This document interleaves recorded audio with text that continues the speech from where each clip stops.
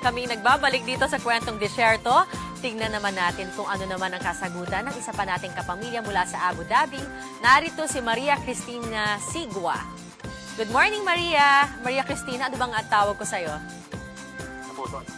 Naputol. O mamaya babalikan po natin si Maria Cristina Sigua. Samantala, open pa rin po ang ating linya ng telepono para sa mga taga-Qatar. Qatar na lang. Okay, mga taga-Qatar na lamang po. Samantala, sa Hollywood, kabi-kabila na ngayon ang mga TV series na nagpapakita ng iba't ibang scenes sa mundo ng medisina. Pero gaano nga ba kalapit sa katotohanan ang mundong pinoproject nila on screen? Dito, sigurado kaming walang halong drama ang aming ipapakita, isang libreng silip sa mundo ng iginagalang na infectious disease specialist na si Dr. Ray Salinel.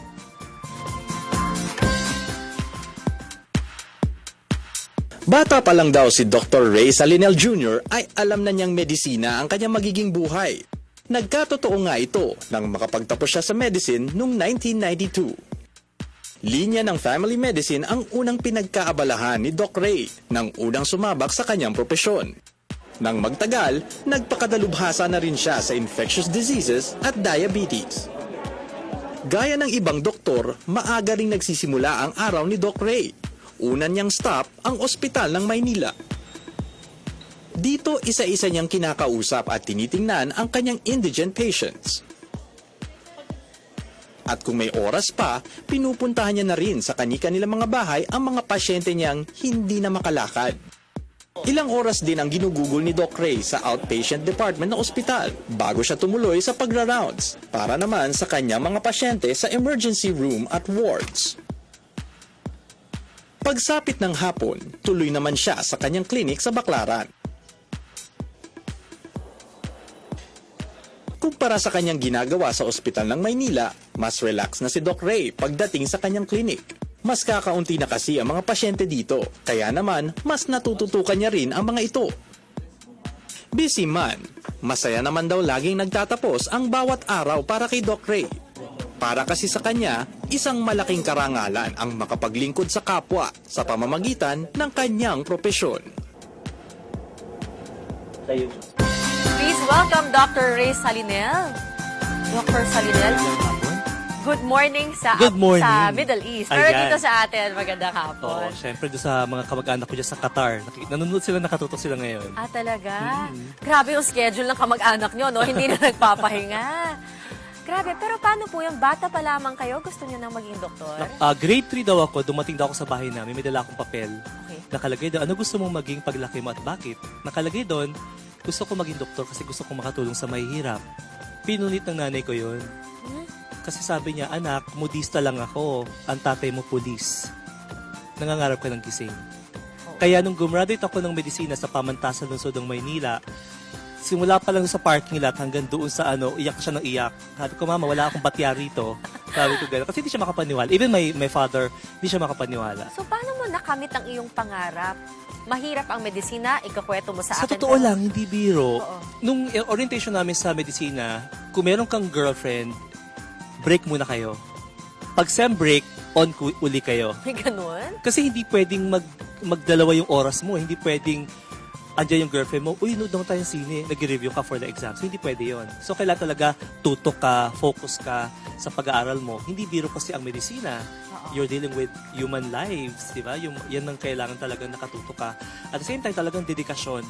Hindi ka yayaman sa pagdudoktor. Hindi talaga. Kasi kalahati ng buhay mo, kailangan serbisyo. Sabi mo, hindi yayaman. Kahit ang busy-busy mo, hindi ka pa rin yayaman sa pagiging doktor. Masyado kasi mababaw kaligayahan ko. Tama din kumakain ako 3 beses maghapon. Oo. Tapos yun nga, enough na yung parang you live comfortably. Enough na sa akin yun. Doc, bakit ho infectious disease ang napili ninyong alam mo, specialty? kasi napansin ko, nung ako yung nag-aaral ng medisina, sabi ko, ang dami ko na-encounter na mga tao nagkakasakit, namamatay dahil sa mga infectious diseases. Sabi ko siguro, kinakailangan, ito yung gusto kong kunin, no? Tapos, ano ba pinakasikat na institusyon dito sa Pilipinas pagdating sa infectious? Sa Lazaro. Kaya sabi ko, doon ako pupunta. So, doon ko na-encounter lahat. Dengue, TB, malaria, HIV, lahat na. Hepatitis, diyan ko talaga nakita. Rabies. Diyan ko nakita. Tapos nung malapit na ako matapos ang infection, sabi ko, bakit dumadami ang may diabetes? Ano meron dito? Sabi ko, mag-aaral nga ulit ako. Ayan. Kaya naman ang inyong likod, nakalbo na ata dahil sa pag-aaral. Pero yun nga, mahirap yung trabaho ng isang doktor. Hindi biro. Hindi biro. As a matter of fact, sabi nga ng aking parents, tumatawag siya sa akin, anak, may magulang ka pa dito ha, baka nakakalimutan mo. Wala ka na Ganyan, oras. kasi wala na akong time umuwi, yung ganyan. Kasi nga, hanggang gabi ako, yung ganyan. So, talagang, kaya pag linggo, walang pwedeng umagaw sa akin. Kailangan talaga family day. Kasama ko na yung mga pamangking ko, yung magulang ko. Yun ang buhay ko pagka So, linggo. sinabi ninyo, walang pera, Totoo yun. Oo. Totoo yun. wala ka't pang oras. Mhm. Ano yung redeeming factor naman dun sa pagiging doktor? Yung bang makita mo na gumagali yung pasyente mo, makita mo na nadadagdagan yung quality life nila. Kasi yun yung pinangarap ko noon pa eh. Sabi ko gusto ko talaga makatulong sa may hirap. So talagang yun yung nagpapataba ng puso ko. Babalik yung pasyente ko. May pasyente ako darating, nakatatlo, 4 na doktor na, hindi gumagaling. Pagdating sa akin, biglang, ikaw lang pala hinahanap ko, Dok. Yung parang ganun. So ang sarap ng feeling talaga.